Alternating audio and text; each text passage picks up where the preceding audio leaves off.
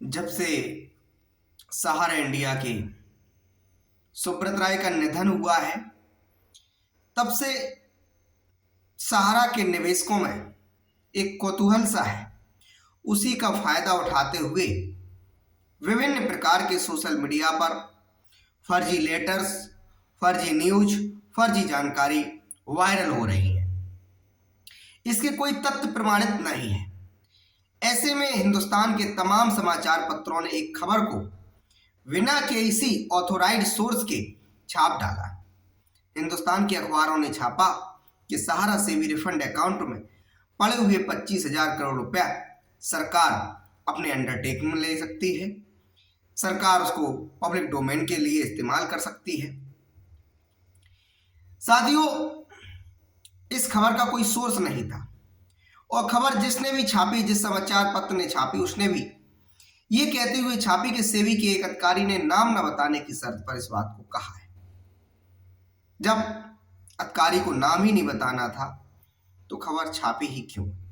ऐसी खबरों का मीडिया का देश के लिए क्या योगदान है? क्या मकसद है ऐसी खबरों का? साथियों, कोई ये साधारण बात तो है नहीं जो निवेशकों की पूंजी को सरकार चट कर जाए और निवेशक ऐसे हाथ पे हाथ रखे हुए बैठा रहे। यदि ऐसा संभव होता तो आप लोग सोच सकते हैं 25,000 करोड़ रुपए की राशि क्यों लिखी हुई है। क्योंकि हम सभी जानते हैं सहारा सेवी रिफंड अकाउंट में 25,000 करोड़ रुपए विद इंटरेस्ट इस समय पड़ा हुआ था। उसमें से 5,000 करोड़ रुपए सहकारिता मंत्रालय के लिए ट्रांसफर करा दिया गया। माननीय सुप्रीम कोर्ट के आदेश पर जो 10,000 रुपए तक के छोटे निवेशकों के भुगतान की योजना एक सहकारिता मंत्रालय के द्वारा जारी की गई। हालांकि ये भुगतान की योजना कम, चुनावी रणनीति ज्यादा साबित हो रही है, क्योंकि निवेशक जिस प्रकार से बार बार ऑनलाइन के लिए परेशान हो रहा है, रजिस्ट्रेशन कराने के लिए परेशान हो रहा है, इतना प्रक्रिया को कठिन बनाया गया है। उसमें बड़े डिपॉजिटरों का तो कोई योगदान ही नहीं रहा। बड़े डिपॉजिटरों को बिल्कुल बाहर कर दिया गया, क्योंकि पहले 1 करोड़ से अधिक रजिस्ट्रेशन ऑलरेडी हो रखे हैं। उसमें भी जो नया पोर्टल सहकारिता मंत्रालय के जरिए जारी किया गया है, उसमें भी इस बात को रखा जा रहा है कि नहीं, इसमें अब 10,000 तक के ही निवेशक अभी अपना संशोधन करा सकते हैं, जो भी कमियां हैं दूर कर सकते हैं। साथियों, एक बात और समझनी होगी आप लोगों को। घबराने की कोई आवश्यकता इसलिए नहीं है क्योंकि जो 25,000 करोड़ रुपया है, सरकार जलते हुए आग में अपना पैर नहीं डालेगी। निवेशक जाग चुका है, वो मीडिया में इस समय मुद्दा छाया हुआ है।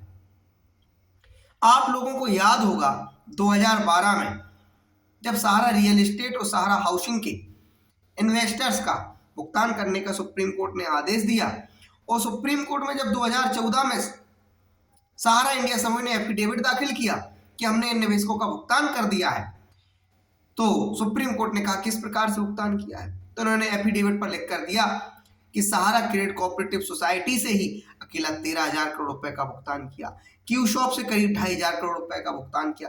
इस प्रकार से 5 कंपनियों के माध्यम से इन्होंने Sahara real estate corporation investment limited और सहारा हाउसिंग इन्वेस्टमेंट लिमिटेड के निवेशकों का भुगतान किया। जब सहारा क्रेडिट के निवेशकों का 13,000 करोड़ रुपया से सहारा रियल एस्टेट का भुगतान किया जा सकता है, सहारा हाउसिंग का भुगतान किया जा सकता है, तो फिर जो 13,000 करोड़ रुपए आना चाहिए तो कहां वापस आएगा? वो सहारा क्रेडिट के नाम वापस नहीं आएगा, क्योंकि ऐसा ऑलरेडी सहारा क्रेडिट कोऑपरेटिव सोसाइटी ने कर रखा है। तो सहारा रियल एस्टेट और सहारा हाउसिंग के जो निवेशकों का जो पैसा सहारा सेबी के पास पड़ा हुआ है, तो किसके पास वापस आएगा? निश्चित बात है सहारा क्रेडिट कोऑपरेटिव के, भले ही सहारा समूह को ना सौंपा जाए, सहकारिता मंत्रालय को सौंपा जाए। तो इस बात की उम्मीद रखिए कि जो सरकार के पास पड़ा हुआ पैसा है, जहां तक मेरा अपना अनुमान है, और आप लोग भी इस नतीजे पर पहुंच सकते हैं, क्योंकि जनता तो जाग चुकी है, जनता जान चुकी है कि सरकार के पास जो पैसा पड़ा हुआ है वो कहीं ना कहीं इस देश के सहारा समूह के निवेशकों का ही पैसा है। तो सरकार ऐसी गलती नहीं करेगी कि उसको वेलफेयर फंड में ले जाए। वो भले ही घुमा फिरा के अपना राजनीतिक लाभ उठाने के लिए सीधा सहारा समूह को न सौंप करके सीधा निवेशकों को सौंपे, वो एक अलग बात है। लेकिन सरकार पैसा नहीं हड़प सकती है, सरकार पैसा नहीं चट कर सकती है, सरकार अपने खाते में उस पैसे को नहीं ले सकती है। इसके अलावा साथियों, रियल अभी तक क्या था, सारी चीजें थी जो सहारा समूह के द्वारा कहा या वही इस देश के लोगों ने जाना। सहारा समूह ने जब आईपीओ लेने के लिए सेबी के पास आवेदन दिया, उस दरमियान सहारा समूह ने कहा कि हमने सारा रियल एस्टेट, सहारा हाउसिंग से 24,000 करोड़ रुपए कलेक्ट किया, 24,000 करोड़ रुपए। इस प्रकार सहारा समूह ने जब सहकारिता मंत्रालय से कहा, हमने 4 सोसाइटियों के माध्यम से 86,000 करोड़ रुपए उठा रखे। लेकिन अब सही आंकड़ा अब आ रहा है साथियों, क्योंकि अब विधिवत तरीके से आधार कार्ड के जरिए लोगों का रजिस्ट्रेशन हुआ है और सहकारिता मंत्रालय के द्वारा जिस प्रकार से रजिस्ट्रेशन किया गया है, इसमें यदि संपूर्ण सहारा समूह की कंपनियों को, संपूर्ण सहारा समूह को, सोसाइटियों को जोड़ दिया जाए और निवेशकों के भुगतान के दावे आवेदन करने के लिए आमंत्रित कर दिए जाएं, तो एक रियल एग्जिट क्लियर स्थिति में सरकार पहुंच जाएगी कि वास्तविकता में इतने भुगतान का निवेशकों ने निवेशित पैसा किया है और ब्याज की धनराशि वो सरकार अपना बाद में कैलकुलेशन कर सकती है। तो अभी वर्तमान में ही स्थिति जो पहुंच चुकी है वो तकरीबन 1 लाख करोड़ रुपए के दावों की पहुंच चुकी है। 1 करोड़ निवेशकों के ऊपर लोग आवेदन कर चुके हैं। इसमें अभी सारा क्यूसॉप के लोग शामिल नहीं है, सारा रियल एस्टेट, सहारा हाउसिंग के लोग आज भी न जाने कितने लोग अपने पेपर रखे हुए हैं, उनका भुगतान नहीं मिला है। तो कहीं ना कहीं आपका पैसा सरकार नहीं ले पाएगी।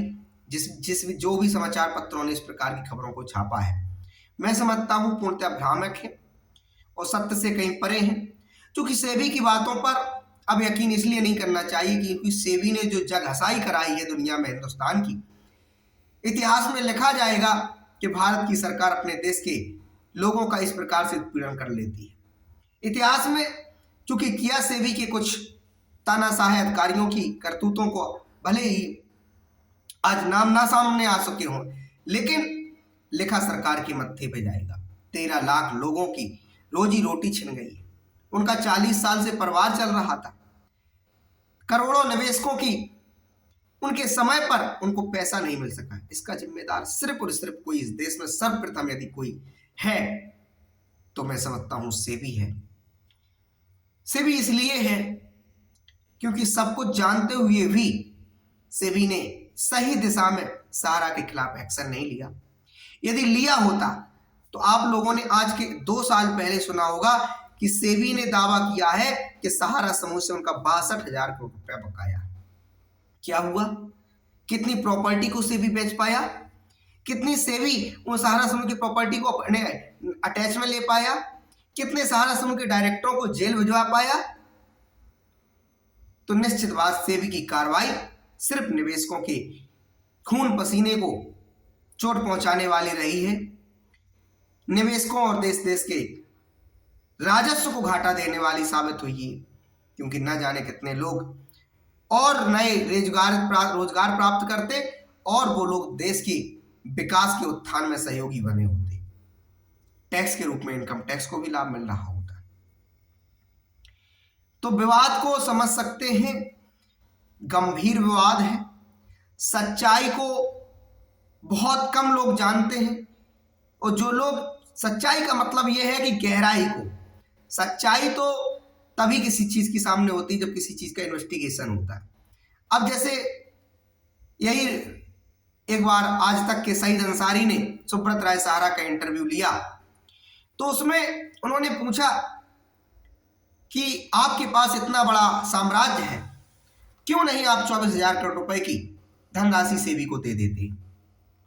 तो उसमें उनका तर्क था कि हमने अपने निवेशकों का भुगतान कर दिया है और जो कुछ रह गए हैं तो उसके लिए 5,000 करोड़ रुपए सेबी के पास पड़ा हुआ है। चूंकि सेबी के पास सहारा ने पहली जो किस्त जमा कराई थी वो करीब 5100 करोड़ रुपए की जमा कराई थी। तो कहने का मतलब ये है, तो वो भी सहारा का जो दावा था अपने हिसाब से था 24,000 करोड़ रुपए के लिए। सच्चाई भी यही है, आज भी सरकार के पास 1 से 27 ट्रिक कार्टन पड़े हुए हैं, दस्तावेज जो सारा रियल एस्टेट सारा हाउसिंग के, उनका सत्यापन नहीं हो सका इतने वर्ष बीत जाने के बावजूद भी। यदि सत्यापन ही हो जाए तो एक रिजल्ट और परिणाम पर पहुंचा जा सकता है ये पैसा इस देश के निवेशकों का है कि नहीं है। अभी तो सिर्फ ये हवा में बात चल रही है। सेबी कहता है 1 से 44 हिंदुस्तान के समाचार पत्रों में 4 बार प्रकाशन देने के बावजूद भी लोग भुगतान के लिए नहीं आ रहे। आश्चर्यजनक बात है, लोग सड़कों पर धरना प्रदर्शन कर रहे हैं, डीएम एसपी के दरवाजे पर जाकर हंगामा काट रहे। उसे भी कहता है भुगतान के लिए सहारा समूह के निवेशक आवेदन देने नहीं आ रहे। तो जिस प्रकार की लड़ाई सेबी ने लड़ी है, इससे इस बात को तो कहा ही जा सकता था सेबी ने नाक की लड़ाई लड़ी है सहारा इंडिया समूह के खिलाफ। सेबी ने इस बात की लड़ाई लड़ी है कि कहीं उनकी फजीयत ना हो जाए। सेबी चाहता तो जैसे त्रुटियां जो थीं, जैसे कहा जाता है कि सहारा ने अपनी इन दोनों कंपनियों को सेबी से मान्यता प्राप्त नहीं की थी, तो सेबी चाहता तो उनको मान्यता दे देता या नहीं दे देता या उनके ऊपर जुर्माना लगा देता। लेकिन जिस प्रकार की सेबी ने लगातार लड़ाई उनसे लड़ी है, उससे निश्चित सेबी की एक शर्मनाक हार हुई है। पूरे हिंदुस्तान ने इस बात को भली भांति समझ लिया है कि जो पैसा पब्लिक का था वो सरकार रोके रखे हुए है। आज भी चाहे तो सरकार सुप्रीम कोर्ट में आज जाकर जिस प्रकार से 5,000 करोड़ रुपए रिलीज करवा दिया निवेशकों की केस में, इसी प्रकार पूरा 25,000 करोड़ रुपया रिलीज करवा सकती है। तो वही ढाक के 3 पात वाली कहानी साबित हो रही है। आज सहारा के पास प्रॉपर्टियां हैं, 100 शहरों में उनकी बड़ी बड़ी लग्जरीज प्रॉपर्टी डली हुई है। एमबी वैली टाउनशिप सहारा की हुई है। तो कहीं ना कहीं ये लापरवाही पूर्वक कदम जिस प्रकार से हमारे देश की वित्तीय संस्थाओं ने, वित्तीय एजेंसियों ने उठाया है, इसका खामियाजा लगातार इस देश को भुगतना पड़ा है। चाहे वह सहारा समूह के रूप में हो, चाहे वह फल्स के रूप में हो, चाहे शारदा हो, आदर्श हो, इस देश में मैं तो देख रहा हूं कि पिछले कई वर्षों से जिस प्रकार से उद्योगों को तबाह लोग अपने आंखों के सामने होता देखते हैं, और विदेशी भी यहाँ उद्योगपति आने से अक्सर डरते ही है, क्योंकि वो जानते हैं भारत में सरकार की एजेंसियां पता नहीं कब कहाँ क्या शिकंजा कसना प्रारंभ कर दें, तो वो इन्वेस्टमेंट करने से भी डरते हैं। और जिस तकनीक की बात सुब्रत राय सहारा ने सईद अंसारी को दिए गए इंटरव्यू में कहा था, उन्होंने कहा था, जब उन्होंने सईद अंसारी ने सवाल किया सुब्रत राय सहारा से कि निवेशकों की पूंजी आप यहां से विदेश शिफ्ट कर रहे हैं, तो उन्होंने कहा इतने बड़े साम्राज्य में, इतने बड़े प्रॉपर्टियों में मात्र 3,500 करोड़ रुपया यहां से भारत के बाहर भेजा गया है और उससे होटल्स खरीदे गए हैं, होटल्स में पैसा लगाया गया है। उसके पीछे भी यही तर्क उन्होंने दिया था कि इस देश का सिस्टम मुझे इस देश के बाहर जाने के लिए मजबूर किया है। तो उनका इशारा नौकरशाही की और नेताशाही की तरफ था। साथियों, भुगतान तो राम भरोसे है, लेकिन बोलना हमारा कर्तव्य है, आवाज उठाना हमारा कर्तव्य है। संगठित रहिए, लगातार सोशल मीडिया के सहारे, तमाम सारे सरकार के जो शिकायतों के पोर्टल बने हुए हैं उनके माध्यम से, चाहे सीपी ग्राम पोर्टल सेंट्रल गवर्नमेंट को शिकायत भेजने के लिए हो, या अन्य तमाम ईमेल से लेकर ट्विटर हैंडल से लेकर हर प्रकार से सरकार को आगाह कराने के लिए आप लोग प्रयास कर सकते हैं, और करते रहेंगे तो निश्चित है कुछ ना कुछ सहयोग मिलेगा। और जब इंसानी ताकतें जहां फेल हो जाती हैं वहां ऊपर वाला न्याय करता है, प्रकृति न्याय करेगी हम समस्त पीड़ित निवेशक और एजेंटों के साथ, आज नहीं तो कल। इसी आशा और विश्वास के साथ आज का यह वीडियो इसलिए समाप्त कर रहे हैं क्योंकि सहारा के बारे में जितना बोला जाए, जितना कहा जाए, वो कम ही साबित होता है। जो भी हमारे पास नई इंफॉर्मेशन होती है वो मैं लगातार पहुंचाने का प्रयास करता हूं। और जब भी आपने देखा होगा मैं सेबी को जरूर आईना दिखाने का प्रयास करता हूं। इसका कारण यह है कि शायद सेबी के अधिकारियों के अंदर अंतरात्मा जागे। वो कानून, मैं समझता हूं दुनिया में जितने भी कानून बनाए जाते हैं वो मनुष्यता को मजबूत करने के लिए बनाए जाते हैं, मानवता को मजबूत करने के लिए बनाए जाते हैं, मानवता का संहार करने के लिए नहीं बनाए जाते। सेबी और सारा की लड़ाई में मानवता का संहार हुआ। इस देश में 4000 लोग काल के ग्रास में चले गए। इस देश में न जाने कितनी हमारी बहन बेटियों की शादी समय के उपरांत नहीं हो सकी, न जाने कितने हमारे भाई बेटे पढ़ नहीं सके शिक्षा के अभाव में, और कहते हैं कि पैसे के अभाव में न जाने कितने हमारे माई बाप समय से अपना इलाज नहीं ले चुके। वृद्धों, तमाम सारे लोगों ने पूरी जिंदगी भर का पैसा सहारा में डिपॉजिट कर रखा था। तो जितने भी कानून मैं मानता हूं सहारा के अंदर लाख गुनाहें होंगे, लाख कमियां होंगी, लेकिन इतना तो इस देश में दिखाई दे रहा है, इस देश की पब्लिक को भी दिखाई दे रहा है कि सहारा की प्रॉपर्टियां पड़ी हैं, सहारा के हॉस्पिटल्स हैं, सहारा के होटल्स हैं, सहारा के मॉल हैं, सहारा के मीडिया चैनल्स हैं। क्या इस देश की सरकार इतनी सक्षम नहीं है इनको अपने संरक्षण में लेके, अपने अधिग्रहण करके इस देश के लोगों को पैसा लौटाया जा सके? सवाल सिर्फ इतना है।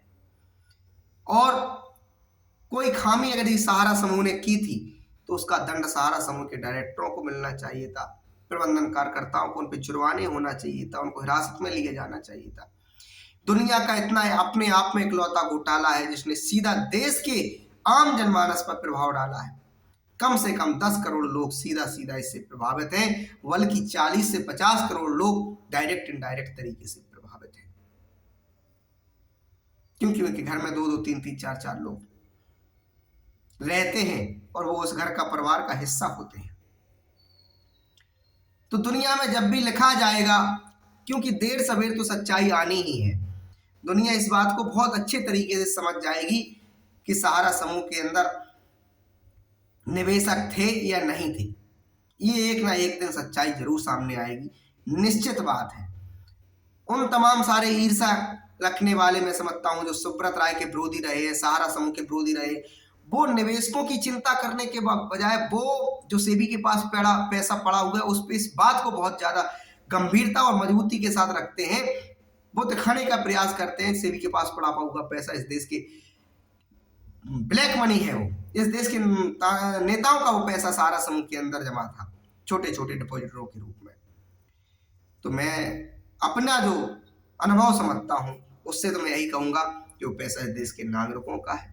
सहारा समूह के अंदर मुझे जो लगता है अभी तक महसूस किया है, ब्लैक मनी नहीं है। ब्लैक मनी होता तो सहारा समूह इन विवादों में फंसता ही नहीं, क्योंकि जिसकी मदद नेता लोग कर देते हैं उसके आगे क्या आईएएस का पीसीएस क्या अफसरशाही कोई नहीं लगता है। नेताओं से ज्यादा इस देश में ताकतवर कोई नहीं है। और मैं समझता हूं कि सुब्रत राय की यदि नियत ही गड़बड़ होती तो वो आदमी इस बात को क्यों कहता सार्वजनिक रूप से कि मैंने निवेशकों के अधिकांशतः सारा रियल एस्टेट, सारा हाउसिंग के 2012 में भुगतान कर दिए हैं और तकरीबन जो 29 करोड़ के भुगतान रह गए हैं जिन्हें वो कन्वर्जन करने से चूक गए थे, हालांकि बाद में वो भी कन्वर्जन किए गए, तो उनके लिए उन्होंने कहा 5,51 करोड़ रुपया सारा सेबी के खाते में पड़े हुए हैं। आखिरी में जब 10,000 करोड़ रुपया जो बाद में जमा किया गया वो सुब्रत राय के जेल से बाहर आने के लिए जमा किया गया है, ना कि वो सहारा ने शौक में इस कारण से जमा कर दिया कि माननीय सुप्रीम कोर्ट ने आदेश दे रखा है इसलिए। वो इसलिए जमा किया गया कि 5,51 करोड़ रुपया तकरीबन पहले से जमा था और बाद में जो 10,000 करोड़ रुपया सहारा समूह ने जमा कराया है उसका कारण यह था सुब्रत राय का लगातार जेल में रहना। जेल में से बाहर आने के लिए इस प्रकार का सुप्रीम कोर्ट ने आदेश दिया था। तो ज्यादा से ज्यादा लोगों तक मैं इन बातों को पहुंचाने का इसलिए प्रयास करता हूं क्योंकि अधिकांशतः लोग सच्चाई को जानते भी नहीं है, गहराई को भी नहीं जानते हैं। तो हमारा जो प्रयास है इस देश के लोग सहारा समूह के बारे में ज्यादा से ज्यादा समझे, जाने। धन्यवाद, थैंक यू।